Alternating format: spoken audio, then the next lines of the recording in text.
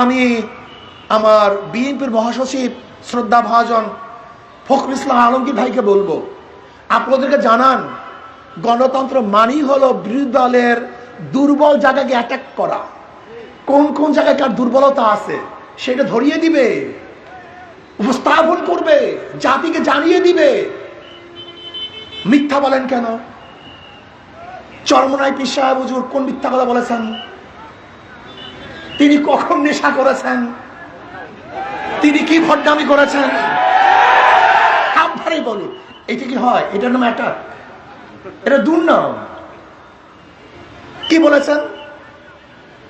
মিথ্যা বলে নেশা খায় পীর সাহেব চরমনাই, মিথ্যা বলে নেশা খায়, এরকম স্লোগান পীর সাহেব চরমনাইয়ের ব্যাপারে হয়? আমাকে বলেন কি মিথ্যা বলেছে? কোন বক্তব্যটা মিথ্যা ছিল? আমি তো স্পষ্ট বলেছিলাম যে দেখেন, চাঁদা তুলে পল্টনে চলে যায় লন্ডন, এই বক্তব্য আমার না। আমি এই কথা স্পষ্ট বলেছি, এই বক্তব্য আমার না, মানুষে বলে। কাজে আপনাকে সংশোধন হওয়া দরকার, এটা আমার উদ্দেশ্য ছিল।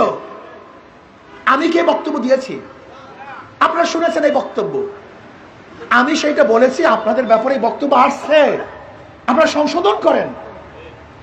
যদি এই বক্তব্য আমার থাকতো তাহলে আপনি আমাকে অ্যাটাক করতে পারতেন। এই বক্তব্য আমার না, আমি বলার সময় বলেছি এই বক্তব্য কিন্তু আমার না। মানুষ বলতেছে সংশোধন হন, কিন্তু আপনারা সংশোধন হন নেই।